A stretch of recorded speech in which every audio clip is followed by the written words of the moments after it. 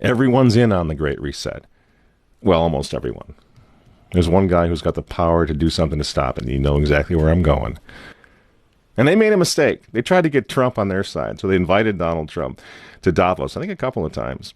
But in January, when Donald Trump, I think, really began to see the beast that he was up against, he went to Davos, to the World Economic Forum, and he stuck a mega finger in their eye. We're committed to conserving the majesty of God's creation and the natural beauty of our world. But to embrace the possibilities of tomorrow, we must reject the perennial prophets of doom and their predictions of the apocalypse. These alarmists always demand the same thing: absolute power to dominate, transform, and control every aspect of our lives. We will never let radical socialists destroy our economy, wreck our country.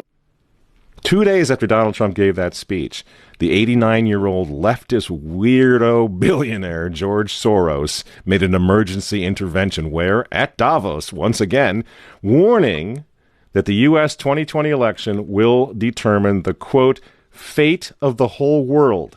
Now, in the context of Davos, take a look at this one more time. This is a month after Donald Trump addressed Davos and stuck the MAGA finger in their face. Here's what Francis, the Vatican, and Jeffrey Sachs had to say in response. And it is a dangerous country right now. It will be absolutely dangerous if Trump wins re-election. Trump wins re-election. Trump wins re-election. Francis invited this guy to the Amazon Synod as an honored guest and advisor. He's also Bernie Sanders' advisor. What's he doing in the Vatican? Why is this guy who's a promoter for socialist, out and out socialist, Bernie Sanders, what's he doing advising the Pope? Why does he have entree to the Vatican, friends? Sachs supports abortion and contraception, but that's not a problem for the Vatican. For the Vatican, for Pope Francis, and for his friends at the UN, Donald Trump is the problem, obviously, friends. Clearly, I consider the Trump administration a danger to the world, but I regard it as a purely temporary phenomenon that will disappear in 2020. Do you get it? Do you see why there's so much hate for Trump? Because with all of his faults, again, he's the capitalist. He's not the globalist. He never will be one of them, which is why he pulled the United States out of the Paris Climate Agreement. Donald Trump pulled the United States out of the World Health Organization. That's Bill Gates and company. And now he's threatening to pull the United States out of the World Trade Organization. People say, yeah, well, Donald Trump got married twice. He's a bad guy. Really? He's right in the face of the demons on this, friends. Nobody ever said he was a saint. He's knocking the sacred cows of the United Nations down all over the world right now. The General Assembly routinely votes 185 against the United States on almost everything right now. And you remember, speaking of the United Nations, in November of 2019, again, right before COVID landed, Trump went to the UN on the floor of the General Assembly, and he declared war on globalism. Wise leaders always put the good of their own people and their own country first. The future does not belong to globalists. The future belongs to patriots. And shortly after the speech at the UN, Donald Trump delivered, what do you think happened? The coronavirus was unleashed on the world, and Trump's booming U.S. economy went on life support. Do you think that was an accident?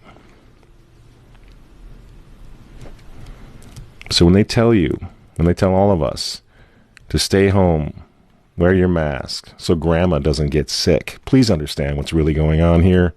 They don't care about your grandmother. They don't care about old people, these people. They don't care about babies. They want them aborted so that they can save the common home. Abort babies, millions of them all over the world. They don't care about babies. They don't care about old people. In fact, if you want to save your grandma, tell the globalists to stay the hell away from her. You remember how some of them, like Cuomo and characters like this, were running COVID recovering patients through nursing homes? That's how much they care about grandma. And the name of the game now is to bring the United States economy to its knees, get it out of the way, so that everyone will want the Great Reset. Make the new normal so intolerably abnormal that even you and I, maybe, at some point in the near future, will be begging for the vaccines because we'll be driven crazy by that point.